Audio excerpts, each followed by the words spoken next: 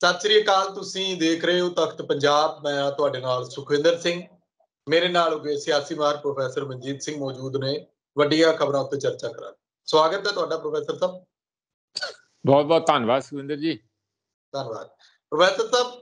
ਅੱਜ ਦਾ ਦਿਨ ਜਿਹੜਾ 6 ਅਪ੍ਰੈਲ ਖਾਸ ਰਹਿਣ ਵਾਲਾ ਹੈ। ਬਹਿਬਲ ਕਲਾਂ ਗੋਲੀ ਕਾਂਡ ਤੇ ਬੇਅਦਬੀ ਨੂੰ ਲੈ ਕੇ ਕਾਫੀ ਵੱਡਾ ਇਕੱਠ ਸੱਦਿਆ ਗਿਆ। ਨਵਜੋਤ ਸਿੱਧੂ ਨੇ ਵੀ ਉੱਥੇ ਪਹੁੰਚਣਾ ਹੈ, ਪਰ ਹੁਣ ਤੱਕ ਪੰਜਾਬ ਸਰਕਾਰ ਦੇ ਵੱਲੋਂ, ਭਗਵੰਤ ਸਿੰਘ ਮਾਨ ਦੇ ਵੱਲੋਂ, ਮੁੱਖ ਮੰਤਰੀ ਨੇ ਜਿਹੜੇ ਪੰਜਾਬ ਦੇ, ਉਹਨਾਂ ਵੱਲੋਂ ਬੇਅਦਬੀਆਂ ਦੇ ਉੱਤੇ ਕੋਈ ਏਦਾਂ ਕਹਿ ਲਓ ਕਿ ਸਟੈਂਡ ਕਲੀਅਰ ਨਹੀਂ ਕੀਤਾ ਗਿਆ। ਹਾਲਾਂਕਿ ਇੱਕ SIT ਜਿਹੜੀ ਉਹ ਨਵੀਂ ਬਣਾ ਦਿੱਤੀ ਗਈ ਆ, ਪਰ ਫਿਰ ਵੀ ਜਿਸ ਤਰ੍ਹਾਂ ਦੀ ਉਮੀਦ ਲੋਕ ਕਰਦੇ ਸੀ, ਜਿਵੇਂ ਕੇਜਰੀਵਾਲ ਸਾਹਿਬ ਕਹਿੰਦੇ ਸੀ ਕਿ ਸਭ ਨੂੰ ਪਤਾ ਹੀ ਹੈ ਕਿ ਇਹਨਾਂ ਮਾਮਲਿਆਂ 'ਚ ਕੀ ਹੈ, ਕੁੰਵਰ ਵਿਜੇ ਪ੍ਰਤਾਪ ਵੀ ਇਹਨਾਂ ਨਾਲ ਨੇ, ਆਪਾਂ ਪਹਿਲਾਂ ਵੀ ਗੱਲ ਕਰ ਚੁੱਕੇ ਹਾਂ। ਪਰ ਅੱਜ ਜਿਹੜਾ ਦਿਨ ਹੈ ਉਹ ਇਸ ਪਾਸੇ ਵੱਲ ਨਜ਼ਰ ਰਹੇਗੀ ਕਿ ਇਹ ਕਰਦੇ ਕੀ ਨੇ।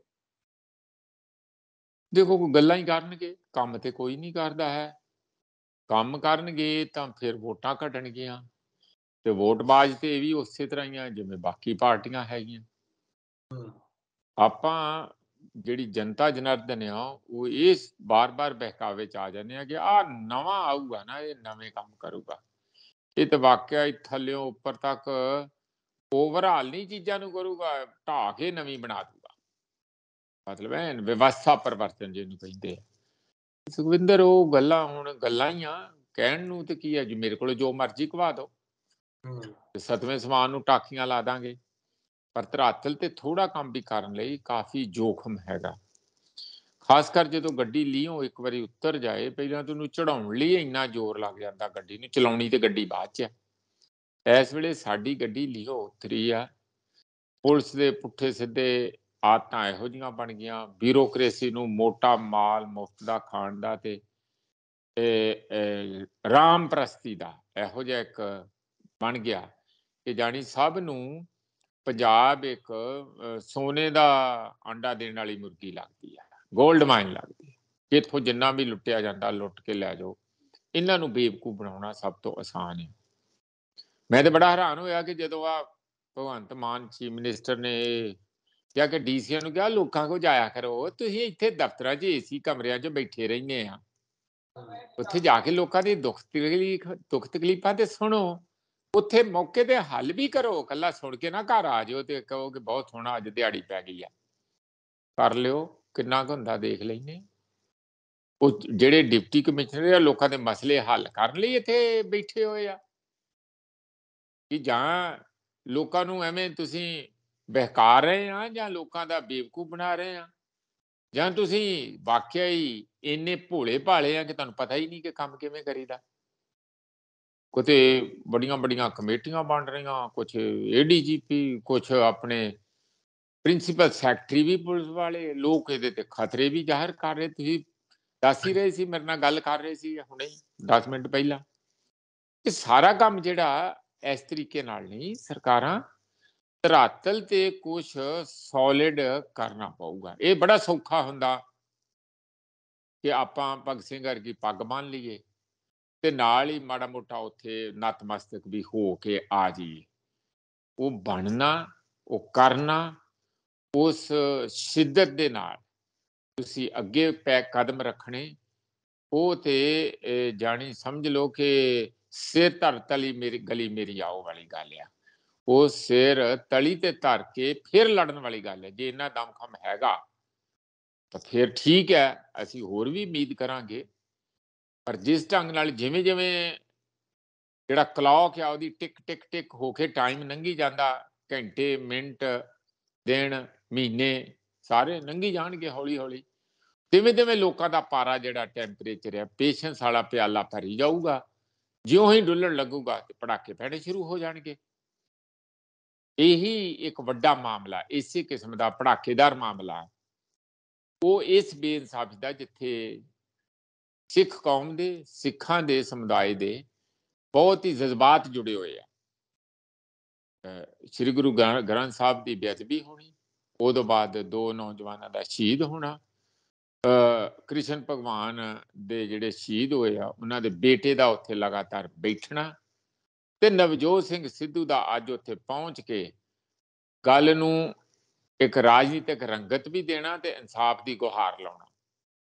ਇਹ ਸਾਰਾ ਕੁਝ ਇਹੀ ਦੱਸ ਰਿਹਾ ਕਿ ਜਿਸ ਤਰੀਕੇ ਨਾਲ, ਜਿਸ ਵੱਡੇ ਪੱਧਰ ਦੇ ਉੱਤੇ ਲੋਕਾਂ ਦੀਆਂ ਉਮੀਦਾਂ ਜਾਗਰਕ ਕੀਤੀਆਂ ਸੀ, ਜਾਂ ਲੋਕਾਂ ਦੀਆਂ ਉਮੀਦਾਂ ਨੂੰ ਹਵਾ ਦਿੱਤੀ ਸੀਗੀ ਇਸ ਸਰਕਾਰ ਨੇ, ਆਮ ਆਦਮੀ ਪਾਰਟੀ ਨੇ, ਕੇਜਰੀਵਾਲ ਨੇ, ਭਗਵੰਤ ਮਾਨ ਨੇ, ਉਸ ਦਾ ਧਰਾਤਲ ਤੇ ਉਸੇ ਹੀ ਸਪੀਡ ਦੇ ਨਾਲ ਕੋਈ ਬੂਰ ਪੈਂਦਾ ਚੀਜ਼ਾਂ ਨੂੰ ਨਜ਼ਰ ਨਹੀਂ ਆ ਰਿਹਾ।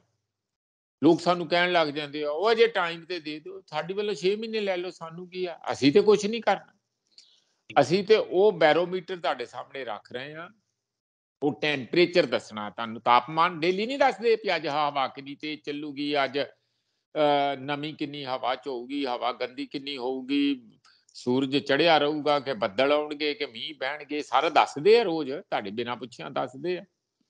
ਸਾਡਾ ਕੰਮ ਤੇ ਇਹੀ ਆ ਵੀ ਦੱਸੀ ਜਾਣਾ ਕਿ ਥੱਲੇ ਧਰਾਤਲ ਤੇ ਲੋਕ ਕੀ ਸੋਚ ਰਹੇ ਆ, ਸਰਕਾਰ ਕੀ ਕਰ ਰਹੀ ਆ, ਤੇ ਵਿੱਚ ਪਾੜਾ ਕਿੰਨਾ ਗਿਆ। ਇਹ ਤੁਸੀਂ ਬਿਲਕੁਲ ਸਹੀ ਮੁੱਦਾ ਚੁੱਕਿਆ ਕਿ ਜਿਹੜਾ ਸਭ ਤੋਂ ਜ਼ਿਆਦਾ ਤਤਪਰ ਵਾਲਾ ਤੱਤਾ ਮੁੱਦਾ ਹੈ ਉਹ ਬਹਿਬਲ ਕਲਾਂ, ਕੋਟਕਪੂਰਾ, ਬੁਰਜ ਜਵਾਰ ਸਿੰਘ ਵਾਲਾ ਇਹ ਏਰੀਏ ਦਾ ਮੁੱਦਾ ਹੈ, ਜਿੱਥੇ ਸਿੱਖ ਜਜ਼ਬਾਤ ਜੁੜੇ ਹੋਏ ਆ। ਉਹਨੇ 2 ਵਾਰੀ ਮਾਂਜਾ ਲਾਤਾ ਸ਼੍ਰੋਮਣੀ ਅਕਾਲੀ ਦਲ ਦਾ, ਤੇ ਦੂਜੀ ਵਾਰੀ ਨਾਲ ਹੀ ਲਪੇਟ ਦਿੱਤੀ ਕਾਂਗਰਸ। ਹੁਣ ਅਗਲੀ ਵਾਰੀ ਕਿਹਦੀ ਹੋ ਸਕਦੀ ਹੈ, ਤੁਸੀਂ ਅੰਦਾਜ਼ਾ ਲਾ ਲਓ। ਹਾਂਜੀ ਪ੍ਰੋਫੈਸਰ ਸਾਹਿਬ, ਇੱਕ ਹੋਰ ਗੱਲ ਜਿਹੜੀ ਕਹਿੰਦੇ ਆਮ ਆਦਮੀ ਪਾਰਟੀ ਵਾਲਿਆਂ ਨੂੰ ਪੈਰ ਲਾਉਣ ਨਹੀਂ ਦੇ ਰਹੀ ਬੀਜੇਪੀ ਕੇਂਦਰ ਦੇ ਵਿੱਚ। ਜਿਵੇਂ ਉਹਨੇ ਚੰਡੀਗੜ੍ਹ ਦਾ ਮਸਲਾ ਚੁੱਕਿਆ ਤਾਂ ਇਧਰੋਂ ਪੰਜਾਬ ਵਾਲਿਆਂ ਨੇ ਮਤਾ ਪਾਤਾ, ਹੁਣ ਹਰਿਆਣੇ ਵਾਲਿਆਂ ਨੇ ਪਾਤਾ, ਉਹ ਤਾਂ ਦਰਿਆਈ ਪਾਣੀਆਂ ਤੱਕ ਉਤਰ ਆਏ। ਉਹ ਕਹਿੰਦੇ SYL ਨਹੀਂ, ਹੋਰ ਵੀ ਅੱਗੇ ਗੱਲਾਂ ਨੇ ਜਿਹੜੀਆਂ ਸਾਨੂੰ ਪੰਜਾਬ ਤੋਂ ਚਾਹੀਦੀਆਂ ਨੇ। ਪਰ ਇੱਕ ਗੱਲ ਇਹਦੇ ਵਿੱਚ ਖਾਸ ਰਹੀ, ਜਿਹੜੇ ਹਰਿਆਣੇ ਦੇ ਗ੍ਰਹਿ ਮੰਤਰੀ ਨੇ ਅਨਿਲ ਵਿਜ, ਉਹ ਕਹਿੰਦੇ ਕਿ ਜਦੋਂ ਤੱਕ ਸਾਨੂੰ ਰਾਜਧਾਨੀ ਜੋਗੇ ਪੈਸੇ ਤੇ ਥਾਂ ਨਹੀਂ ਦੱਸ ਦਿੱਤੀ ਜਾਂਦੀ, ਉਦੋਂ ਤੱਕ ਇਹ ਚੱਲੇਗਾ। ਮਤਲਬ ਕਿ ਇੱਕ ਰਾਹ ਤਾਂ ਇਹਦੇ ਵਿੱਚੋਂ ਇਹ ਵੀ ਨਜ਼ਰ ਆਉਂਦਾ ਤਰ੍ਹਾਂ ਦਾ ਜਦੋਂ ਕਹਿਣਾ, ਪਰ ਨਾਲ ਦੀ ਨਾਲ ਇਹ ਵੀ ਕਿਹਾ ਜਾ ਰਿਹਾ ਕਿ ਇਹ ਆਮ ਆਦਮੀ ਪਾਰਟੀ ਨੂੰ ਕੁੜਿੱਕੀ ਚ ਫਸਾਉਣ ਦੇ ਲਈ ਇਹ ਮਸਲਾ ਸਾਹਮਣੇ ਲਿਆਂਦਾ ਗਿਆ ਸੀ, ਕਿਉਂਕਿ ਉਧਰ ਗੁਜਰਾਤ ਦੇ ਵਿੱਚ ਇਲੈਕਸ਼ਨ ਹੋ ਰਹੀਆਂ, ਉੱਥੇ ਮੋਦੀ ਸਾਹਿਬ ਦਾ ਗੜ ਰਿਹਾ, ਤੇ ਉੱਥੇ ਵੀ ਇਹਨਾਂ ਨੂੰ ਡਰ ਲੱਗਦਾ ਕਿ ਇੱਕ ਮੌਕਾ ਕਿਤੇ ਉਧਰ ਵੀ ਨਾ ਮਿਲ ਜੇ ਆਮ ਆਦਮੀ ਪਾਰਟੀ ਨੂੰ। ਇਧਰੋਂ ਹਿਮਾਚਲ ਦੇ ਪਈ ਹੈ, ਇਸ ਕਰਕੇ ਜਿਵੇਂ ਪੰਜਾਬ ਹਰਿਆਣੇ ਚ ਪੈਰ ਪਸਾਰ ਰਹੇ ਨੇ, ਉੱਥੋਂ ਦੇ ਕਾਂਗਰਸ ਦੇ ਜਿਹੜੇ ਸਾਬਕਾ ਪ੍ਰਧਾਨ ਰਹੇ, ਉਹਨਾਂ ਨੂੰ ਇਹਨਾਂ ਨੇ ਆਪਣੇ ਵਿੱਚ ਸ਼ਾਮਲ ਕਰ ਲਿਆ। ਹਾਲਾਂਕਿ ਉਹ ਪਹਿਲਾਂ ਤ੍ਰਿਣਮੂਲ ਕਾਂਗਰਸ ਚ ਗਏ ਤੇ ਹੁਣ ਉਹ ਆਮ ਆਦਮੀ ਪਾਰਟੀ ਚ ਆ ਗਏ। ਮਤਲਬ ਕਿ ਆਮ ਆਦਮੀ ਪਾਰਟੀ ਨੂੰ ਕਹਿੰਦੇ ਕੁੜਕੀ ਚ ਲੈਣਾ, ਇਸ ਕਰਕੇ ਸਾਰਾ ਕੁਝ ਹੋ ਰਿਹਾ। ਆਮ ਆਦਮੀ ਪਾਰਟੀ ਤੇ ਖਾਸ ਆਦਮੀ ਪਾਰਟੀ ਜਾਨੀ ਬੀਜੇਪੀ, ਇਹ ਆਮ ਤੇ ਖਾਸ ਵੈਸੇ ਕਹਿਣ ਨੂੰ ਆ, ਦੋਵੇਂ ਹੀ ਖਾਸਮ ਖਾਸ ਆ, ਤੇ ਦੋਵਾਂ ਦੀ ਜੜ ਥੱਲਿਓਂ ਇੱਕੋ ਹੀ ਹੈਗੀ। ਇਸ ਲਈ ਜਿਹੜਾ ਬੀਜੇਪੀ ਹੈ ਉਹ ਆਪਣੀ ਮਰਜ਼ੀ ਨਾਲ ਤੈਅ ਕਰਦੀ ਹੈ ਵੀ ਕਿਹਨੂੰ ਕਿੱਥੋਂ ਜਿਤਾਉਣਾ, ਕਿਹਨੂੰ ਕਿਹੜਾ ਗੇਅਰ ਲਾ ਕੇ ਕਿੰਨੀ ਕੁ ਸਪੀਡ ਚ ਅੱਗੇ ਤੋਰਨਾ, ਤੇ ਜੇ ਉਹ ਜ਼ਿਆਦਾ ਸਪੀਡ ਫੜੇ ਤੇ ਉਹਦੇ ਵਿੱਚ ਫਾਨਾ ਠੋਕ ਕੇ ਉਹਨੂੰ ਰੋਕ ਕੇ ਪੁੱਠਾ ਗੇਅਰ ਕਿਵੇਂ ਲਾਉਣਾ, ਇਹ ਵੀ ਉਹਨਾਂ ਦੇ ਹੱਥ ਵੱਸ ਗੱਲ ਹੈਗੀ। ਤੁਹਾਨੂੰ ਲੱਗਦਾ ਕਿ ਸ਼ਾਇਦ ਮੇਰੀਆਂ ਗੱਲਾਂ ਚੋਂ ਇੰਝ ਲੱਗੇ ਕਿ ਇਹਦਾ ਮਤਲਬ ਇਹ ਹੈ ਕਿ ਕੀ ਇਥੇ ਏਕਾਧਿਕਾਰਵਾਦ ਪਹਿਲਾਂ ਹੀ ਐਸਟੈਬਲਿਸ਼ ਹੋ ਗਿਆ ਆ, ਕਿ ਕੀ ਮੋਦੀ ਤੇ ਮੋਦੀ ਦੀ ਜਿਹੜੀ ਪਾਰਟੀ ਆ ਉਹ ਇੰਨੀ ਸ਼ਕਤੀਸ਼ਾਲੀ ਹੋ ਗਈ ਆ ਕਿ ਉਹ ਜਿਹਦੀ ਮਰਜ਼ੀ ਪਾਰਟੀ ਦੀ ਜਿੱਧਰੋਂ ਮਰਜ਼ੀ ਭੰਬੀਰੀ ਕਮਾ ਸਕਦੀ ਹੈ। ਤੁਸੀਂ ਇਹ ਵੀ ਸਵਾਲ ਕਰ ਸਕਦੇ ਆ ਕਿ ਫਿਰ ਬੰਗਾਲ ਦੀ ਟਾਈਗਰਸ ਨੇ ਕਿਵੇਂ ਲਲਕਾਰਿਆ ਕਿ ਖੇਲਾ ਹੋਵੇ, ਤੇ ਉਹਨੇ ਕਹਿ ਕੇ ਕਿਵੇਂ ਬਾਹਰ ਕੀਤਾ। ਉੱਥੇ ਵੀ ਸਾਨੂੰ ਖਿਆਲ ਰੱਖੋ, ਸਾਰੀ ਜਗ੍ਹਾ ਖਿਆਲ ਰੱਖੋ ਕਿ ਉੱਥੇ ਵੀ ਇਹ 2-3 ਹੀ ਸੀਗੇ ਪਹਿਲਾਂ, 70 ਤੋਂ ਉੱਪਰ ਜਾ ਵੜੇ। ਉਹ ਤੇ ਜੋਸ਼ ਹੀ ਇੰਨਾ ਭਰ ਗਈ ਕਿ ਇਹਦੇ ਪੈਰ ਨਹੀਂ ਲੱਗੇ। ਨਹੀਂ ਤੇ ਜੋ ਹੱਲਾ ਕੀਤਾ ਸੀ ਇਹਨਾਂ ਨੇ, ਜਿਵੇਂ ਹਮਲਾ ਕੀਤਾ ਸੀਗਾ ਪੱਛਮੀ ਬੰਗਾਲ ਤੇ, ਉਹ ਹਮਲਾ ਛੋਟਾ ਨਹੀਂ ਸੀ, ਬੜਾ ਭਾਰੀ ਤਿੱਖਾ ਹਮਲਾ ਸੀ। ਇਹ ਜ਼ਰੂਰੀ ਨਹੀਂ ਹੈ ਕਿ TMC ਉਸੇ ਹੀ ਸ਼ਿੱਦਤ ਦੇ ਨਾਲ ਫਿਰ ਬਾਰ-ਬਾਰ ਬੀਜੇਪੀ ਦਾ ਅਗਲੀ ਵਾਰ ਵੀ ਏਡੇ ਵੱਡੇ ਪੱਧਰ ਤੇ ਮੁਕਾਬਲਾ ਕਰ ਪਾਊਗੀ। ਇੱਥੇ ਪੰਜਾਬ ਦੇ ਅੰਦਰ ਜੋ ਹੋਇਆ ਉਹ ਵੀ ਇੱਕ ਗਿਣੀ ਮਿਥੀ ਚਾਲ ਦੇ ਥੱਲੇ ਹੋਇਆ ਲੱਗਦਾ। ਬਹੁਤ ਸਾਰੀਆਂ ਖਬਰਾਂ ਇਹੋ ਜਿਹੀਆਂ ਆ ਰਹੀਆਂ ਕਿ ਬੀਜੇਪੀ ਨੇ ਮਿੱਥ ਕੇ ਇਹ ਫੈਸਲਾ ਕੀਤਾ ਵੀ ਇੱਕ ਪਾਸੇ ਤੇ ਅਕਾਲੀ ਦਲ ਹੈ, ਇਹਨਾਂ ਨੂੰ ਦੱਸਣਾ ਕਿ ਤੁਸੀਂ ਜਿਹੜਾ ਬਹੁਤ ਫਨ ਚੱਕਦੇ ਬਾਰ-ਬਾਰ ਵੀ ਤੁਹਾਡਾ ਅਸੀਂ ਕੁਛ ਤੁਹਾਨੂੰ ਤੁਹਾਡੀ ਜਗ੍ਹਾ ਦਿਖਾਉਣੀ ਆ। ਦੂਜਾ ਉਹਨਾਂ ਦਾ ਜਿਹੜਾ ਨਾਰਾ ਬਾਰ-ਬਾਰ ਬੀਜੇਪੀ ਨੇ ਮਾਰਿਆ ਔਰ ਮੋਦੀ ਜੀ ਉਸ ਤੋਂ ਕਈ ਵਾਰੀ ਕਹਿ ਚੁੱਕਿਆ ਕਿ ਕਾਂਗਰਸ ਮੁਕਤ ਭਾਰਤ, ਕਾਂਗਰਸ ਗ੍ਰਾਸ ਹੈਗਾ ਨਾ ਇੱਕ, ਜਿਹਨੂੰ ਕਾਂਗਰਸ ਗ੍ਰਾਸ ਕਹਿੰਦੇ, ਬੜਾ ਵੀੜ ਭਿਆਨਕ ਆ, ਜਿੱਥੇ ਫੈਲ ਜੇ ਫੈਲਦਾ ਬਹੁਤ ਆ। ਉਹਦੇ ਬਰਾਬਰ ਹੀ ਕਾਂਗਰਸ ਪਾਰਟੀ ਨੂੰ ਬੀਜੇਪੀ ਰੱਖਦੀ ਆ, ਖਾਸ ਕਰ ਮੋਦੀ। ਔਰ ਉਹ ਕਹਿੰਦੇ ਕਿ ਇਹ ਕਾਂਗਰਸ ਨੂੰ, ਇੰਡੀਅਨ ਨੈਸ਼ਨਲ ਕਾਂਗਰਸ ਗ੍ਰਾਸ ਨੂੰ ਨਹੀਂ, ਇੰਡੀਅਨ ਨੈਸ਼ਨਲ ਕਾਂਗਰਸ ਨੂੰ ਖਤਮ ਕਰਨਾ ਦੇਸ਼ ਦੇ ਅੰਦਰੋਂ, ਜਾਣੀ। ਤੇ ਝਾੜੂ ਕਿਹੜਾ ਲੈਣਾ? ਉਹ ਕੇਜਰੀਵਾਲ ਦਾ। ਕੇਜਰੀਵਾਲ ਨੂੰ ਝਾੜੂ ਫੜਾਤਾ ਬੀਜੇਪੀ ਨੇ। ਲੋਕੀ ਇਹੋ ਜਿਹੀ ਚਰਚਾ ਕਰ ਰਹੇ ਆ, ਔਰ ਇਹ ਪੂਲ ਕਰਕੇ ਏਡੀ ਵੱਡੀ ਜਿੱਤ ਕਰਾਈ ਵੀ ਐਤਕੀ ਕਿਤੇ ਰਹਿ ਨਾ ਜਾਏ। ਹੁਣ ਇਹ ਕਾਂਗਰਸ ਨੇ ਫੈਸਲਾ ਕਰਨਾ, ਨਵਜੋਤ ਸਿੰਘ ਸਿੱਧੂ ਨੇ ਫੈਸਲਾ ਕਰਨਾ, ਤੇ ਹੋਰ ਉਹਨਾਂ ਦੇ ਪਾਰਟੀ ਦੇ ਜੇ ਕੋਈ 4 ਬੰਦੇ ਚੱਜ ਦੇ ਬਚੇ ਹੋਏ ਆ, ਜਿਹੜੇ ਕਿ ਅਜੇ ਵੀ ਥੰਮ ਵਾਂਗੂ ਖੜੇ ਹੋ ਸਕਦੇ ਆ, ਇਕੱਠੇ ਖੜੇ ਹੋ ਸਕਦੇ ਆ, ਤਾਂ ਫਿਰ ਬਚਾਅ ਵੀ ਹੋ ਸਕਦਾ, ਖਾਸ ਕਰ ਪੰਜਾਬ ਦੇ ਵਿੱਚ।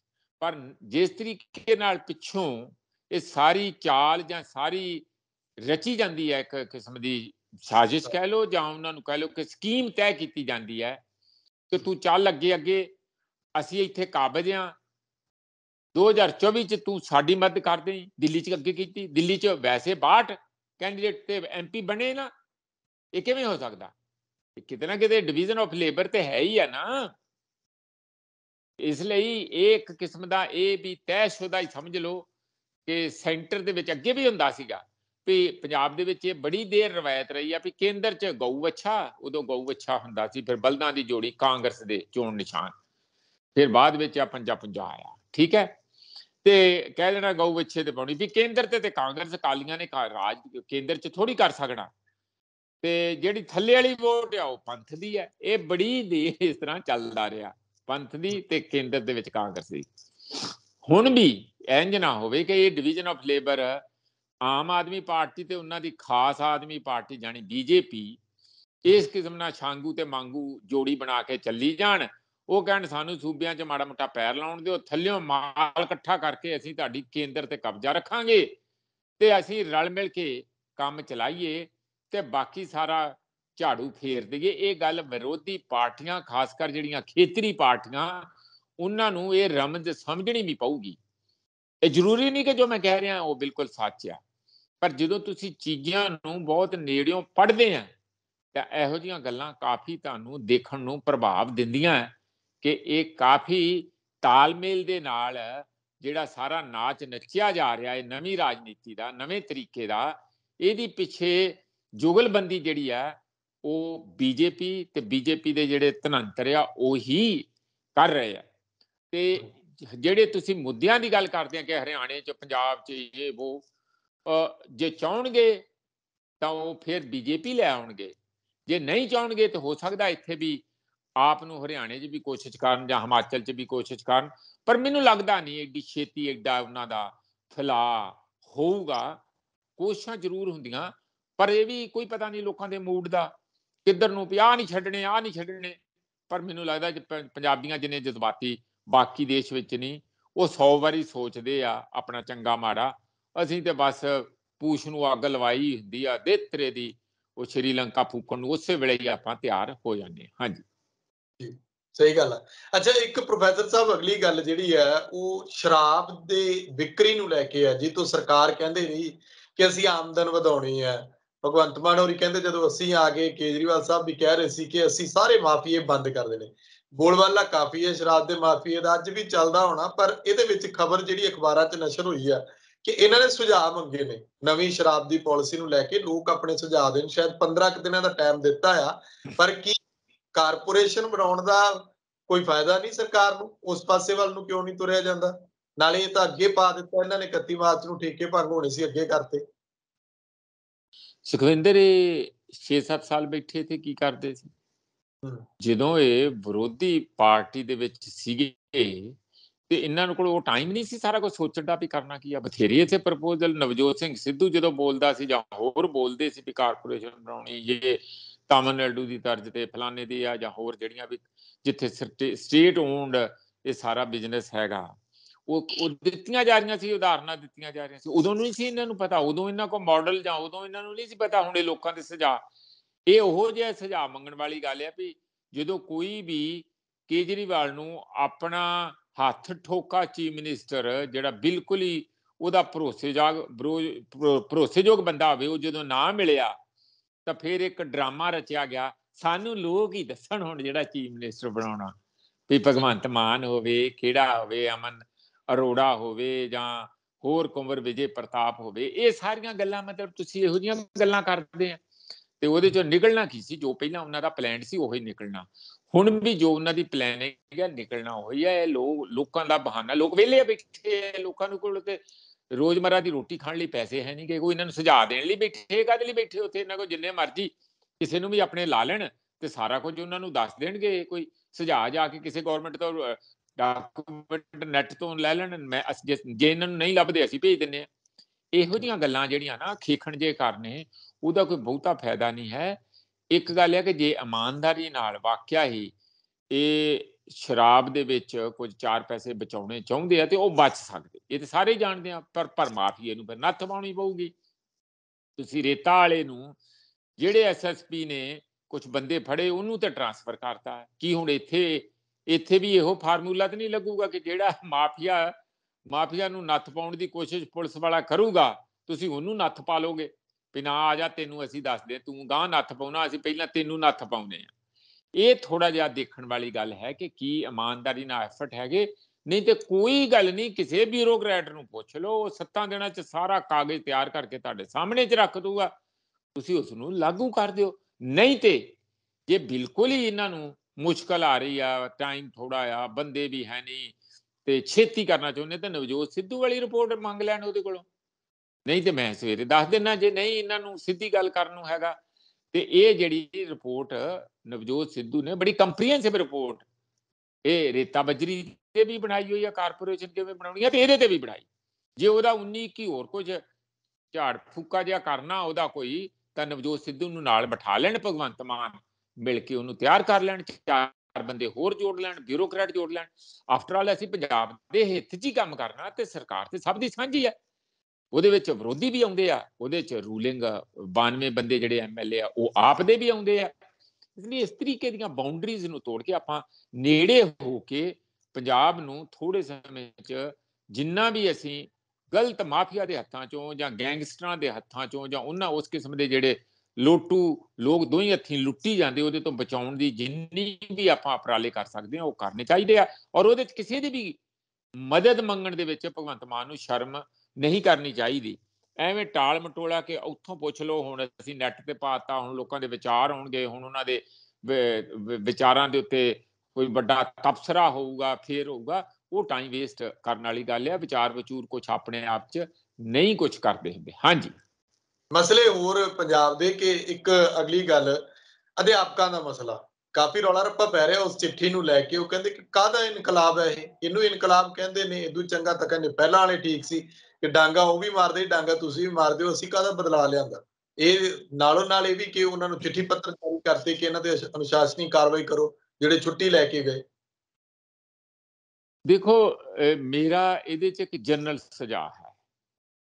ਇੱਕ ਹੁੰਦੀ ਆ ਟਾਪ ਡਾਊਨ ਅਪਰੋਚ। ਪਿਛਲੀ ਸਰਕਾਰ ਤੇ ਉਦੋਂ ਵੀ ਪਿਛਲੀ ਸਰਕਾਰ ਦੇ ਵਿੱਚ ਇੱਕ ਬਿਊਰੋਕਰੈਟ ਹੈ, ਉਹਨਾਂ ਦਾ ਨਾਮ ਹੈ ਕ੍ਰਿਸ਼ਨ ਕੁਮਾਰ।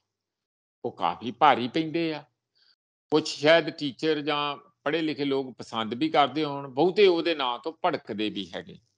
ਤੁਸੀਂ ਉਹ ਗੱਲਾਂ ਨੂੰ ਇੱਕ ਪਾਸੇ ਰੱਖ ਕੇ ਉਹਨਾਂ ਦੇ ਵੀ ਵਿਚਾਰ ਲੈ ਲਓ, ਕੋਈ ਹਰਜ ਨਹੀਂ ਹੈ।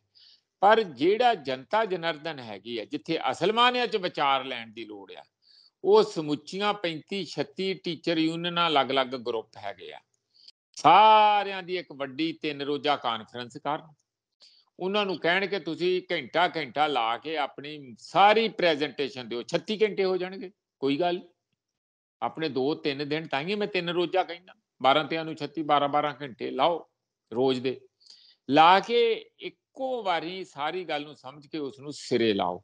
ਔਰ ਉੱਥੇ ਹੀ ਨਾਲੋਂ ਨਾਲ ਦੱਸ ਦਿਓ ਭਾਈ ਜੋ ਵੀ ਫੈਸਲਾ ਹੋਊਗਾ ਸਾਰਿਆਂ ਨੂੰ ਮਨਜ਼ੂਰ ਹੋਣਾ ਚਾਹੀਦਾ, ਉਹ ਸਮੁੱਚੇ ਪੰਜਾਬ ਦੇ ਹਿੱਤ 'ਚ, ਸਾਡੇ ਵਿਦਿਅਕ ਸਿਸਟਮ ਨੂੰ ਸੁਧਾਰਨ ਦੇ ਹਿੱਤ ਵਿੱਚ ਹੋਊਗਾ। ਹੁੰਦਾ ਕੀ ਆ ਕਿ ਜਿਹੜਾ ਵੀ ਬੰਦਾ ਧੜਾ ਜਾਂਦਾ ਉਹ ਕਹਿੰਦਾ ਵੀ ਮੈਂ ਮਰਦਾ, ਜੇ ਮੇਰੀ ਗੱਲ ਨਹੀਂ ਸੁਣਦੇ ਤਾਂ ਫਿਰ ਮੈਂ ਤੇ ਸਮਝ ਲਓ ਕਿ ਚੜ ਗਿਆ ਟੈਂਕੀ ਤੇ, ਜਾਂ ਮੈਂ ਛੱਤ ਤੇ ਚੜ ਜੂ, ਜਾਂ ਮੈਂ ਤੇ ਫਿਰ ਜਿਹੜੀ ਆ 440 ਵੋਲਟ ਵਾਲੀ ਬਿਜਲੀ ਦੀ ਤਾਰ ਨੂੰ ਹੱਥ ਪਾ ਲੂ। ਜਿਹੜਾ ਵੀ ਉਹ ਫਿਰ ਇਹੋ ਜਿਹੀਆਂ ਧਮਕੀਆਂ ਦਿੰਦਾ, ਕਈ ਪੈਟਰੋਲ ਵੀ ਲੈ ਕੇ ਡੀਸੀਆਂ ਦੇ ਦਫ਼ਤਰ ਸਾਹਮਣੇ ਖੜੇ ਹੋ ਜਾਂਦੇ। मेरा ख्याल इस पासे की जगह आपस में चिंतन मंथन कर लो भाई की पॉसीबल आ। ਜਿਹੜਾ ਤੁਹਾਨੂੰ ਨਹੀਂ ਲੱਗਦਾ ਉਹਨੂੰ ਵੀ ਕਹਿ ਦਿਓ, ਜਿਹੜਾ ਲੱਗਦਾ ਕਿ ਥੋੜਾ ਜਿਹਾ ਪੁੱਠੇ ਸਿੱਧੇ ਹੋ ਕੇ ਕੰਨ ਫੜ ਕੇ ਲੰਬੇ ਹੱਥ ਕਰਕੇ ਕੁਝ ਕੀਤਾ ਜਾ ਸਕਦਾ ਉਹ ਜ਼ਰੂਰ ਕਰੋ। ਪਰ ਇੱਕ ਗੱਲ ਜ਼ਰੂਰ ਹੈਗੀ ਹੈ ਕਿ ਕੋਈ ਵੀ ਇਹੋ ਜਿਹਾ ਕੰਮ ਨਾ ਕਰੋ ਜਿਹਦੇ ਨਾਲ ਟੀਚਰ ਸਮੁਦਾਇ ਜਿਹੜਾ ਉਹ ਪਹਿਲਾਂ ਹੀ ਬੜੇ ਪਰੇਸ਼ਾਨ ਆ। ਮੈਂ ਬਹੁਤ ਸਾਰਿਆਂ ਨੂੰ ਜਾਣਦਾ ਕਿ ਬਹੁਤ ਉਹਨਾਂ ਦੀ ਲੁੱਟ ਖਸੁੱਟ ਹੈਗੀ ਆ। 5-5 ਹਜ਼ਾਰ ਰੁਪਏ ਤੇ ਵੀ ਕੰਮ ਕਰਦੇ, 7-7 ਹਜ਼ਾਰ ਤੇ ਬੀਬੀਆਂ ਖਾਸ ਕਰਕੇ ਕੋਈ ਇਹਨਾਂ ਨੂੰ ਕਹਿੰਦੇ ਅੱਜ ਕੰਮੇ ਨਹੀਂ ਕਰਦੇ। ਮੈਂ ਤੇ ਕਹਿੰਦਾ 7,000-8,000 ਰੁਪਇਆ ਤੇ ਵਿਹਲੇ ਬਹਿਣ ਦਾ ਵੀ ਥੋੜਾ ਆ, ਕੰਮ ਤੇ ਬਾਅਦ ਦੀ ਗੱਲ ਆ। ਤੁਸੀਂ ਬਹਿ ਕੇ ਦੱਸੋ ਵਿਹਲੇ। ਇੱਕ ਚਾਈਨੀਜ਼ ਸੇਇੰਗ ਆ कि सुबह के बैठे बैठे थक गए हैं, अभी जरा चलो आप जरा आराम कर लें। किसी वेले बहना सौखा काम है, बंदा शाम तक बहुत थक जाता वेला बैठा भी। इसलिए जे तुहाडी गल भी मान ली जाए कि ये करदे कुछ नहीं ते इन्हां नूं 8,000 देना वो भी थोड़ा, पर वो हर बच्चा हर टीचर हर कोई जिहड़ा सिस्टम दे विच बंदा वो एवें बिल्कुल बैठा नहीं हुंदा। ये जरूर है कि कई बारी उहनूं सही स्थान सही माहौल और सही ਉਹਦੇ ਬੌਸ ਨਹੀਂ ਹੁੰਦੇ ਜਿਹੜਾ ਕਿ ਚੰਗੇ ਤਰੀਕੇ ਨਾਲ ਕੰਮ ਲਿਆ ਜਾ ਸਕੇ। ਇਹ ਸਾਰੇ ਨੂੰ ਥ੍ਰੈਸ਼ ਆਊਟ ਕਰਨ ਦੀ ਗੱਲ ਹੈ। ਨਹੀਂ ਤੇ ਜੇ ਕੋਈ ਰਹਿੰਦੀ ਕਸਰ ਆ ਜਿਹੜੀ ਕਿ ਹੁਣੇ ਸ਼ੁਰੂ ਹੋ ਗਈ ਹੈ, ਮੀਂਹ ਤਿਉਹਾਰ ਦੇ ਘਰ ਦੇ ਸਾਹਮਣੇ ਡੇਰੇ ਪੱਕੇ ਲੱਗ ਗਏ ਆ, ਪੱਕੇ ਮੋਰਚੇ ਹੁਣ ਕਿਤੇ ਉਹ ਜਿਤਨਾ ਟਰਾਲੀਆਂ ਪੱਕੀਆਂ ਏਸੀ ਵਾਲੀਆਂ ਸਿੰਘੂ ਟਿਕਰੀ ਬਾਰਡਰ ਤੇ ਚਲੇ ਗਈਆਂ ਸੀ ਐ ਸਿੱਕੇ ਬੰਦ, ਕਿਤੇ ਇੱਥੇ ਵੀ ਏਸੀ ਲਾ ਕੇ ਏਸੀ ਵਾਲੇ ਮੋਰਚੇ ਨਾ ਹੋ ਜਾਣ ਮਿਨਿਸਟਰਾਂ ਦੇ ਘਰ ਸਾਹਮਣੇ। ਕੋਈ ਹੋਰ ਸਕੀਮ ਲੈਣੀ ਆ, ਆਈਡੀਆ ਲੈਣਾ ਤੇ ਮੈਨੂੰ ਲੱਗਦਾ ਕਿ ਮੀਂਹ ਤਿਉਹਾਰ ਨੂੰ ਪ੍ਰਗਟ ਸਿੰਘ ਨਾਲ ਗੱਲ ਵੀ ਕਰ ਲੈਣੀ ਚਾਹੀਦੀ ਆ। ਮੈਂ ਦੇਖਦਾ ਰਿਹਾ ਕਿ ਉਹਨਾਂ ਨੇ ਵੀ 111 ਦਿਨ ਜਾਨੀ 3 ਮਹੀਨੇ ਬਹੁਤ ਹੀ ਰਿਚ ਅਮੀਰ ਉਹਨਾਂ ਦਾ ਤਜਰਬਾ, ਉਹ ਚ ਤਲਖ ਤਜਰਬੇ ਵੀ ਹੋਣਗੇ ਤੇ ਅਮੀਰ ਤਜਰਬੇ ਵੀ, ਰਿਚ ਐਕਸਪੀਰੀਅੰਸ ਵੀ ਹੈ। ਇਹਨਾਂ ਟੀਚਰ ਵੀਰਾਂ ਭੈਣਾਂ ਭਰਾਵਾਂ ਨਾਲ ਇਹ ਕਿਤੇ ਇਕੱਠੇ ਬੈਠ ਕੇ ਸੋਚ ਲੈਣ ਕਿ ਇਹਨਾਂ ਸਾਡੇ ਵੀਰਾਂ ਦਾ ਭੈਣਾਂ ਦਾ ਕਿਵੇਂ ਜਿਹੜਾ ਪ੍ਰੋਜੈਕਟ ਹੈ ਜਾਂ ਉਹਨਾਂ ਦੀਆਂ ਜਿਹੜੀਆਂ ਜ਼ਰੂਰਤਾਂ ਹੈਗੀਆਂ ਜਾਂ ਉਹਨਾਂ ਦੀਆਂ ਮੰਗਾਂ ਹੈਗੀਆਂ ਉਹਨਾਂ ਨੂੰ ਕਿਵੇਂ ਨੇਪਰੇ ਚਾੜਨਾ, ਕਿੰਨਾ ਕਿਵੇਂ ਚੜ ਸਕਦਾ, ਉਸ ਬੜੀ ਇਮਾਨਦਾਰੀ ਨਾਲ ਗੱਲ ਕਰਨੀ ਚਾਹੀਦੀ ਹੈ। ਨਹੀਂ ਤੇ ਇਹ ਸਮਝ ਲਓ ਕਿ 5 ਸਾਲ ਇਹ ਚਵਾਤੀ ਲੱਗੀ ਰਹਿਣੀ ਹੈ, ਇਹ ਠੰਡੀ ਪੈ ਨਹੀਂ ਸਕਦੀ। ਅਗਲੀ ਖਬਰ ਜਿਹੜੀ ਪ੍ਰੋਫੈਸਰ ਸਾਹਿਬ ਉਹ ਇਹਦੇ ਨਾਲ ਟੋਲ ਪਲਾਜ਼ਿਆਂ ਦੇ ਨਾਲ ਜੁੜੀ ਹੈ। ਰਿਪੋਰਟਾਂ ਦੱਸਦੀਆਂ ਨੇ ਕਿ ਪਹਿਲਾਂ ਦੇ ਰੂਲ ਬਣੇ ਹੋਏ ਨੇ ਕਿ 60 ਕਿਲੋਮੀਟਰ ਦਾ ਵਿੱਚ ਫਾਸਲਾ ਹੋਣਾ ਚਾਹੀਦਾ ਹੈ, ਪਰ ਟੋਲ ਪਲਾਜ਼ਿਆਂ ਬਾਰੇ ਤੁਹਾਨੂੰ ਵੀ ਪਤਾ, ਪੂਰਾ ਪੰਜਾਬ ਜਾਣਦਾ, ਕਿਉਂਕਿ ਜਦੋਂ ਸੜਕ ਪੈਂਦੇ ਨੇ ਲੋਕ ਤਾਂ ਪਹਿਲਾਂ ਹੀ ਤਰ੍ਹਾਂ ਕਰਦੇ ਕਿ ਟੋਲ ਟੈਕਸ ਜਿਹੜਾ ਕਿਉਂ ਕੱਟਿਆ ਜਾਂਦਾ ਹੈ ਸਾਡੇ ਤੋਂ, ਜਦੋਂ ਪਹਿਲਾਂ ਹੀ ਰੋਡ ਟੈਕਸ ਲੈ ਲਿਆ ਜਾਂਦਾ, ਜਦੋਂ ਗੱਡੀ ਖਰੀਦੀ ਦੀ ਹੈ ਉਹ ਸਾਰਾ ਕੁਝ ਅਸੀਂ ਮੁਕੰਮਲ ਕਰਦੇ ਹਾਂ, ਫਿਰ ਵੀ ਸਾਨੂੰ ਸੜਕ ਤੇ ਇਦਾਂ ਕਰਨਾ ਪੈਂਦਾ। ਪਰ ਹੁਣ ਟੋਲ ਟੈਕਸ ਵਿੱਚ ਵਾਧੇ ਨੇ ਇਸ ਗੱਲ ਨੂੰ ਨਸ਼ਰ ਕਰਤਾ ਕਿ 60 ਕਿਲੋਮੀਟਰ ਦਾ ਦਾਇਰਾ ਪਹਿਲਾਂ ਵੀ ਜਿਹੜਾ ਉਹ ਕਾਨੂੰਨ ਦੇ ਮੁਤਾਬਕ ਨਹੀਂ ਮਤਲਬ ਹੋਣਾ ਚਾਹੀਦਾ ਹੈ ਇਸ ਮਸਲੇ 'ਚ, ਪਰ ਇਹਨਾਂ ਨੇ ਕੀਤਾ ਨਹੀਂ। ਮਤਲਬ ਇਹ ਵੀ ਰਲ ਕੇ ਖਾਂਦੇ ਰਹੇ ਤੇ ਰਲ ਕੇ ਪਿਛਲੇ ਵੀ ਖਾਂਦੇ ਰਹੇ, ਕੇਂਦਰ ਸਰਕਾਰ ਤੇ ਸਵਾਲ ਉੱਠਦੇ ਨੇ ਤੇ ਪੰਜਾਬ ਵਾਲਿਆਂ ਨੇ ਵੀ ਨਹੀਂ ਕਦੇ ਜਾਗਰੂਕ ਕੀਤਾ ਆ ਕੇ, ਆਮ ਆਦਮੀ ਪਾਰਟੀ ਨੇ ਵੀ ਨਹੀਂ ਕਦੇ ਕਿਹਾ ਕਿ ਆ ਦੇਖੋ ਆਹ ਮਸਲਾ ਆ ਅਸਲ 'ਚ। ਨਹੀਂ ਸੁਖਵਿੰਦਰ, ਪਤਾ ਦੇ ਜਿਹੜੇ ਯੂਜ਼ਰ ਹੈਗੇ, ਜਿਹੜੇ ਲੋਕ ਸਫ਼ਰ ਕਰਦੇ ਆ ਨਾ, ਜਿਨ੍ਹਾਂ ਦਾ ਨੁਕਸਾਨ ਜੇਬ ਚੋਂ ਪੈਸੇ ਕੱਢਣੇ ਚਾਹੇ ਪੈਂਦੇ ਆ, ਸ਼ਾਮ ਨੂੰ ਜੇਬ ਖਾਲੀ ਹੋ ਜਾਂਦੀ ਜੇ ਪੰਜਾਬ ਦਾ ਚੱਕਰ ਲਾਉਣਾ ਹੋਵੇ ਤੇ ਉਹਨਾਂ ਨੂੰ ਸਾਰਿਆਂ ਨੂੰ ਇਸ ਗੱਲ ਦਾ ਪਤਾ ਹੈ। ਕੋਈ ਲੁਕੇ ਛਿਪੇ ਕਾਨੂੰਨ ਥੋੜੇ ਆ। ਤੁਸੀਂ ਨੈਟ ਤੇ ਦੇਖ ਲਓ, ਸਾਰੇ national highway authority of India ਜਿਹੜੀ ਹੈ ਉਹਦੇ ਤੇ ਜਾਂ ਹੋਰ ਠੇਕਿਆਂ ਦੇ ਟੋਲ ਪਲਾਜ਼ਿਆਂ ਤੇ ਮਿਲਦੇ ਆ, ਇਹ ਕੋਈ ਓਪਨ ਸੀਕ੍ਰੇਟ ਹੈਗਾ। ਸਵਾਲ ਇਹ ਕਿ ਪਾਰਟੀਆਂ ਹਾਈਲਾਈਟ ਇਸ ਕਰਕੇ ਨਹੀਂ ਕਰਦੀਆਂ, ਪਤਾ ਨਹੀਂ ਕੋਈ ਹੋਊਗੀ ਹਿੱਸਾ ਪੱਤੀ ਕਿਉਂ ਨਹੀਂ ਕਰਦੀਆਂ, ਰੱਬ ਜਾਣੇ ਹੁਣ ਇਹ ਕਿਵੇਂ ਕਿੱਦਾਂ ਚੱਲਦਾ, ਕਿਵੇਂ ਉਹਨਾਂ ਦੀ ਐਕਸਟੈਂਸ਼ਨ ਹੁੰਦੀ ਆ, ਕਿੰਨੀਆਂ ਗੱਡੀਆਂ ਲੰਘ ਜਾਂਦੀਆਂ, ਕਿਵੇਂ ਉਹ ਉਹਦਾ ਕੈਲਕੂਲੇਟ ਕਰਦੇ ਆ। ਗੱਡੀਆਂ ਹਰ ਸਾਲ ਵੱਧ ਜਾਂਦੀਆਂ, ਇਹ ਜਦੋਂ 30 ਸਾਲ 25 ਸਾਲ 20 ਸਾਲ ਦੇ ਠੇਕੇ, ਉਦੋਂ ਕੀ ਉਹ ਐਸਟੀਮੇਟ ਲਾਇਆ ਜਾਂਦਾ ਵੀ ਇੰਨੀਆਂ ਗੱਡੀਆਂ ਉਦੋਂ ਹੋਣਗੀਆਂ, ਇੰਨੇ ਪੈਸੇ ਵਧਣਗੇ, ਜਾਂ ਉਸੇ ਰੇਟ ਨਾਲ ਹੀ ਲਗਾਤਾਰ ਉਸੇ ਰੇਟ ਤੇ ਤੈਅ ਕਰਕੇ ਇੰਨਾ ਸਮਾਂ ਤੈਅ ਕਰ ਲਿਆ ਜਾਂਦਾ। ਇਹ ਬੜੇ ਕਾਲੇ ਮਾਲੇ ਇਹਦੇ ਵਿੱਚ ਹੈਗੇ ਆ। ਇਹਦੇ 'ਚ ਜੇ ਕੋਈ ਪੂਰੀ ਤਹਿਕੀਕਾਤ, ਕੱਲਾ 60 ਕਿਲੋਮੀਟਰ ਵਾਲਾ ਡਿਸਟੈਂਸ ਇੱਕ ਟੋਲ ਪਲਾਜ਼ੇ ਤੇ ਘੱਟੋ ਘੱਟ ਦੂਜੇ ਟੋਲ ਪਲਾਜ਼ੇ ਦੇ ਵਿੱਚ ਹੋਣਾ ਚਾਹੀਦਾ, ਉਹੋ ਹੀ ਨਹੀਂ ਭੰਗ ਹੋ ਰਿਹਾ। 30 ਕਿਲੋਮੀਟਰ ਤੇ ਵੀ ਹੈਗੇ ਆ, 35 ਕਿਲੋਮੀਟਰ ਤੇ ਵੀ ਹੈਗੇ ਆ, ਤੇ ਲੋਕ ਪਿੱਟਦੇ ਵੀ ਆ, ਪਰ ਲੋਕਾਂ ਦੇ ਪਿੱਟਣ ਨਾਲ ਗੱਲ ਨਹੀਂ ਬਣਦੀ।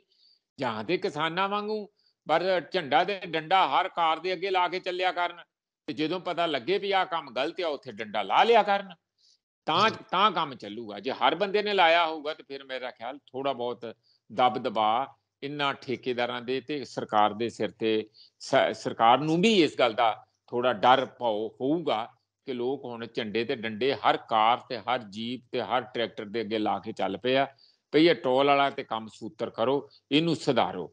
ਇਹ ਗੱਲ ਵੀ ਠੀਕ ਆ ਕਿ ਦੋ ਵਾਰੀ ਲੋਕ ਟੈਕਸ ਕਿਉਂ ਦੇਣ ਬਈ? ਜਦ ਰੋਡ ਟੈਕਸ ਪਹਿਲੀ ਵਾਰੀ ਦੇ ਦਿੱਤਾ ਜਾਂਦਾ, ਫਿਰ ਇੱਕ ਹੋਰ ਟੈਕਸ, ਇਹ ਕਾਹਦਾ ਟੈਕਸ ਆ? ਇਹ ਤੇ ਜੀ ਇੰਝ ਹੀ ਚੱਲਦਾ। ਕਿਉਂ ਚੱਲਦਾ ਬਈ? ਕੀ ਗੱਲ, ਜਿਹੜੇ ਆਮ ਬੰਦੇ ਸ਼ਹਿਰੀਆਂ ਦੇ ਪੈਸੇ ਆ, ਉਹ ਪੈਸੇ ਨਹੀਂ ਤੇ ਤੁਹਾਡੇ ਪੈਸੇ ਪੈਸੇ ਆ। ਤੁਹਾਡਾ ਇਨਕਮ ਟੈਕਸ ਵੀ ਜਿਹੜੀ ਆ ਐਮਐਲਏਆਂ ਦਾ ਤੇ ਮਿਨਿਸਟਰਾਂ ਦਾ ਉਹ ਸਰਕਾਰ ਦੇਵੇ, ਤੇ ਇਹ ਰੋਡ ਟੈਕਸ ਵੀ ਦੋ ਵਾਰੀ ਤੁਸੀਂ ਲਓ। ਇੰਨਾ ਬੇਇਨਸਾਫੀ ਜਿਹੜੀ ਆ ਉਹ ਲੋਕ ਹੁਣ ਜਾਗਰੂਕ ਹੋ ਗਏ, ਉਹ ਇਸ ਗੱਲ ਨੂੰ ਬਰਦਾਸ਼ਤ ਨਹੀਂ ਕਰਨਗੇ। ਮੇਰਾ ਖਿਆਲ ਹੈ ਕਿ ਇਸ ਨੂੰ ਬਿਲਕੁਲ ਜੋ ਕਾਨੂੰਨ ਦੇ ਦਾਇਰੇ 'ਚ ਸਭ ਕੁਝ ਹੈ ਉਹਦੇ ਮੁਤਾਬਕ ਕਰਨਾ ਚਾਹੀਦਾ, ਤੇ ਜਿਹੜੇ ਅੰਦਰੋਂ ਅੰਦਰੀ ਕਾਲੇ ਮਾਲੇ ਆ ਉਸ ਨੂੰ ਵੀ ਸੂਤਰ ਕਰਨ ਦੀ ਲੋੜ ਹੈਗੀ। ਜੀ, ਆਖਰੀ ਜਿਹੜੀ ਖਬਰ ਹੈ ਪ੍ਰੋਫੈਸਰ ਸਾਹਿਬ, ਉਹ ਟਰਾਂਸਪੋਰਟ ਦੇ ਨਾਲ ਜੁੜੀ ਹੈ। ਬੱਸਾਂ ਜਿਹੜੀਆਂ ਚੱਲਦੀਆਂ ਇਧਰੋਂ ਉਧਰ, ਉਹਦੇ ਵਿੱਚ ਬਹੁਤੇ ਪ੍ਰਾਈਵੇਟ ਤਾਂ ਕਹਿੰਦੇ ਜਿਹੜੇ ਪਿੰਡਾਂ ਦੇ ਰੂਟ ਨੇ ਉੱਥੇ ਜਾਣ ਨੂੰ ਤਿਆਰ ਨਹੀਂ ਪ੍ਰਾਈਵੇਟ ਵਾਲੇ, ਤੇ ਸਰਕਾਰੀ ਬੱਸਾਂ ਉੱਥੇ ਖੜਦੀਆਂ ਨਹੀਂ। ਇਸ ਕਰਕੇ ਕਹਿੰਦੇ ਜਾਂ ਨਾਲੇ ਤਾਂ ਬੇਰੁਜ਼ਗਾਰੀ ਦੂਰ ਹੋ ਜਾਏਗੀ ਕਿ ਨੌਜਵਾਨਾਂ ਨੂੰ ਤੁਸੀਂ ਪਰਮਿਟ ਦਿਓ, ਉਹਨਾਂ ਨੂੰ ਫਿਰ ਨੌਕਰੀਆਂ ਵੀ ਮਿਲਣੀਆਂ, ਡਰਾਈਵਰ ਕੰਡਕਟਰ ਸਭ ਰੱਖਣੇ, ਨਾਲੇ ਬੱਸਾਂ ਨਵੀਆਂ ਪਾ ਕੇ ਉਹਨਾਂ ਦੀ ਕਿਲੋਮੀਟਰ ਸਕੀਮ ਜਾਂ ਜਿਸ ਤਰੀਕੇ ਨਾਲ, ਕਿਉਂਕਿ ਹੁਣ ਤਾਂ ਡੀਜ਼ਲ ਪੈਟਰੋਲ ਵੀ ਜਿਹੜਾ ਉਹ ਮਹਿੰਗਾ ਹੋ ਗਿਆ, ਸਾਰੇ ਪਾਸੇ ਮਹਿੰਗਾਈ ਵੱਧ ਰਹੀ ਆ। ਪਰ ਗੱਲ ਇਹ ਹੈ ਕਿ ਟਰਾਂਸਪੋਰਟ ਮਾਫੀਏ ਤੇ ਨੱਥ ਕਦੋਂ ਪਾਈ ਜਾਵੇਗੀ? ਇੱਕ ਹੋਰ ਮੈਂ ਇਹਦੇ ਨਾਲ ਜੋੜਦਾ ਕਿ ਜਦੋਂ ਇਹ ਸਵਾਲ ਹੁੰਦਾ ਨਾ, ਇਹ ਮੈਂ ਕਈ ਵਾਰੀ ਦੇਖ ਚੁੱਕਿਆ, ਜਿੱਥੇ ਵੀ ਇਹ ਸਵਾਲ ਉੱਠਦਾ ਤਾਂ ਉੱਥੇ ਜਿਹੜੇ ਸਰਕਾਰਾਂ ਦੇ ਹਮਾਇਤੀ ਹੁੰਦੇ ਨੇ, ਜਿਹੜੇ ਸਰਕਾਰਾਂ ਦੇ ਵਿੱਚ ਰਹਿੰਦੇ ਨੇ, ਉਹ ਕਹਿੰਦੇ ਨੇ ਕਿ ਇਹਨਾਂ ਨੂੰ ਤਾਂ ਹਾਲੇ 10 ਦਿਨ ਹੋਏ ਨੇ ਆਇਆਂ ਨੂੰ, ਤੁਸੀਂ ਇਹਨਾਂ ਤੋਂ ਇੰਨੀਆਂ ਉਮੀਦਾਂ ਹਾਲੇ ਰੁਕ ਜਾਓ, 6 ਮਹੀਨੇ ਰੁਕ ਜਾਓ। ਪਰ ਸੰਭਲਣ ਤਾਂ ਮੈਨੂੰ ਨਹੀਂ ਲੱਗਦਾ ਟਾਈਮ ਹੈਗਾ ਹਾਲੇ। ਦੇਖੋ ਸੁਖਵਿੰਦਰ, ਕੁਝ ਗੱਲਾਂ ਤੇ ਤੁਰੰਤ ਕੀਤੀਆਂ ਜਾ ਸਕਦੀਆਂ। ਮੈਨੂੰ ਨਹੀਂ ਪਤਾ ਕਿ ਉਹ ਜਿਹੜਾ ਏਅਰਪੋਰਟ ਨੂੰ ਜਾਂਦੀਆਂ ਸੀ ਪ੍ਰਾਈਵੇਟ ਬੱਸਾਂ, ਉਹਦੇ 'ਚ ਹੁਣ ਸਰਕਾਰੀ ਬੱਸਾਂ ਜਾਣ ਦੀ ਇਜਾਜ਼ਤ ਦੇਤੀ ਕਿ ਨਹੀਂ ਦੇਤੀ। ਮੈਂ ਘੱਟੋ ਘੱਟ ਮੈਂ ਤੇ ਖਬਰ ਕਿਤੇ ਉਹ ਪੜ੍ਹੀ ਨਹੀਂ। ਉੱਥੇ ਦਿੱਲੀ 'ਚ ਸਰਕਾਰ ਕੇਜਰੀਵਾਲ ਦੀ ਹੈ ਤੇ ਪੰਜਾਬ ਦੀਆਂ ਗੱਡੀਆਂ ਤੇ ਪੰਜਾਬ 'ਚ ਸਰਕਾਰ ਵੀ ਕੇਜਰੀਵਾਲ ਦੀ ਹੈ। ਹੁਣ ਇਹ ਨਾ ਕਰੀ ਜਾਣ ਕਿ ਵੀ ਸਿਰਫ ਇੱਧਰੋਂ ਹੀ ਪਰਾਲੀ ਦਾ ਧੂੰਆਂ ਉਧਰ ਨੂੰ ਜਾਂਦਾ, ਉਧਰੋਂ ਵੀ ਕੁਝ ਦੇਣ ਛੱਡਣ ਪੰਜਾਬ ਵੱਲ ਨੂੰ, ਕੋਈ ਚਾਰ ਫਾਇਦੇ ਪੰਜਾਬ ਨੂੰ ਹੋਣ।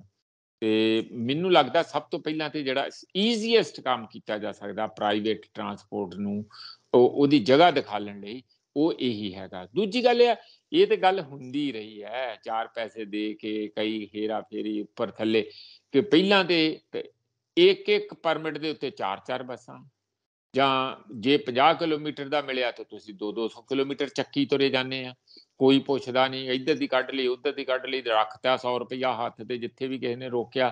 ਇਹ ਕੰਮ ਇੱਕ ਜਾਨੀ ਇੱਕ ਨਿੱਜੀ ਤੌਰ ਤੇ ਗੈਂਗਸਟਰ ਨੁਮਾ ਸਰਕਾਰ ਜਿਹੜੀ ਚੱਲੀ ਜਾਂਦੀ ਆ ਥੱਲੇ ਥੱਲੇ, ਉਹਦੇ ਵੀ ਕੋਈ ਅੰਤ ਨਹੀਂ ਹੈਗਾ। ਜਿਵੇਂ ਰੇਤਾ ਬਜਰੀ ਦੇ ਵਿੱਚ ਤੇ ਨੂਨ ਸਾਹਮਣੇ ਤੁਹਾਨੂੰ ਦਿਖਦਾ ਹੀ ਆ ਕਿ ਕਿਵੇਂ ਉਹ ਆਪਣਾ ਟੈਕਸ ਲਾ ਕੇ ਬੈਠ ਜਾਂਦੇ। ਜਿਵੇਂ ਬਿਹਾਰ, ਯੂਪੀ, ਈਸਟਰਨ ਯੂਪੀ 'ਚ ਸੁਣਦੇ ਹੁੰਦੇ ਸੀ, ਉਹ ਪੰਜਾਬ 'ਚ ਦੇਖਣ ਨੂੰ ਮਿਲਣ ਲੱਗ ਪਿਆ।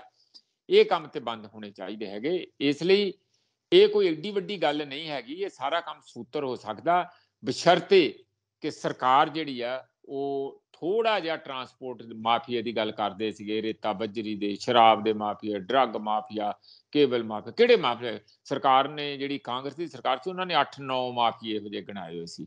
ਤੇ ਘੱਟੋ ਘੱਟ ਜਿਹੜਾ ਈਜ਼ੀਲੀ ਕੀਤਾ ਜਾ ਸਕਦਾ, ਉਹਦੇ 'ਚ ਤੁਹਾਡਾ ਪੈਸਾ ਨਹੀਂ ਲੱਗਣਾ ਹੈ, ਉਹ ਤੁਸੀਂ ਮੀਟਿੰਗ ਕਰਕੇ ਦੱਸ ਦੇਣਾ। ਮੀਟਿੰਗ ਤੁਸੀਂ ਆਪਣੀਆਂ ਟਰਾਂਸਪੋਰਟ ਯੂਨੀਅਨਾਂ, ਤੁਹਾਡੇ ਕੋਲ ਪੈਪਸੂ ਰੋਡਵੇਜ਼ ਵਰਕਰ ਯੂਨੀਅਨ ਆ, ਹੋਰ ਦੂਜੀਆਂ ਪੰਜਾਬ ਰੋਡਵੇਜ਼ ਵਰਕਰ ਯੂਨੀਅਨ ਆ, ਉਹਨਾਂ ਨਾਲ ਬੈਠ ਕੇ ਗੱਲ ਕਰੋ ਤਾਂ ਕਿ ਉਹਨਾਂ ਦੇ ਹਿੱਤ ਜਿਹੜੇ ਆ ਉੱਥੇ ਨੁਮਾਇੰਦਗੀ ਮਿਲੇ। ਇਸੇ ਤਰੀਕੇ ਨਾਲ ਤੁਸੀਂ ਪ੍ਰਾਈਵੇਟ ਟਰਾਂਸਪੋਰਟਰ ਵਾਲੇ ਜਿਹੜੇ ਬੰਦੇ ਆ ਉਹਨਾਂ ਨਾਲ ਵੀ ਬੈਠ ਕੇ ਗੱਲ ਕਰੋ, ਭਾਈ ਆ ਸਾਨੂੰ ਗੈਪ ਲੱਗਦੇ ਆ, ਅਸੀਂ ਦੂਰ ਕਰਨੇ ਆ। ਇਹਦੋਂ ਪਹਿਲਾਂ ਕਿ ਤੁਹਾਡੇ ਕੋਈ ਵਿਰੁੱਧ ਝੰਡੇ ਡੰਡੇ ਬੁੰਗੇ ਚੱਕ ਕੇ ਕੋਈ ਖੜੇ ਹੋ ਜਾਣ ਲੋਕ, ਤੁਸੀਂ ਪਹਿਲਾਂ ਹੀ ਉਹਨਾਂ ਦੇ ਨਾਲ ਉਹਨਾਂ ਦੀ ਸਹਿਮਤੀ ਪ੍ਰਗਟ ਕਰਕੇ ਇਹਨੂੰ ਤੇ ਹਫ਼ਤੇ ਦੇ ਅੰਦਰ ਅੰਦਰ ਤੁਸੀਂ ਲਾਗੂ ਕਰ ਸਕਦੇ ਆ। 2 ਹਫ਼ਤੇ ਲੈ ਲੈਣ ਹੋਰ, ਹੁਣ ਕੀ ਕਹਿ ਸਕਦੇ ਆ ਅਸੀਂ? ਜੇ ਉਹਨਾਂ ਦੀ ਸਪੀਡ ਅਜੇ ਉਨੀ ਗਰਮਜੋਸ਼ੀ ਨਹੀਂ ਆਈ ਤਾਂ ਫਿਰ ਲੋਕ ਤੇ ਪਿੱਛੇ ਬੈਠੇ ਹੀ ਆ ਗਰਮਜੋਸ਼ੀ ਲਿਆਉਣ ਲਈ। ਕਿਵੇਂ 111 ਦਿਨ ਸੁੱਤਾ ਵੀ ਨਹੀਂ ਸੀਗਾ ਚਰਨਜੀਤ ਸਿੰਘ ਚੰਨੀ, ਮੈਂ ਦੇਖਿਆ ਅੱਖਾਂ ਸੁੱਜੀਆਂ ਪਈਆਂ, ਬੁਰਾ ਹਾਲ ਸੀਗਾ ਉਹ, ਕਿਉਂਕਿ ਬਹੁਤ ਜ਼ਿਆਦਾ ਮਿਹਨਤ ਕੀਤੀ। ਗਾਂ 5 ਸਾਲ ਦਾ ਮਾਮਲਾ ਸੀਗਾ, ਚਲੋ ਉਹ ਗੱਲ ਲੱਗ ਗਿਆ ਕਿ ਗੱਲ ਨਹੀਂ ਬਣੀ, ਤੇ ਪਰ ਮਿਹਨਤ ਵੱਲੋਂ ਕਸਰ ਨਹੀਂ ਸੀ।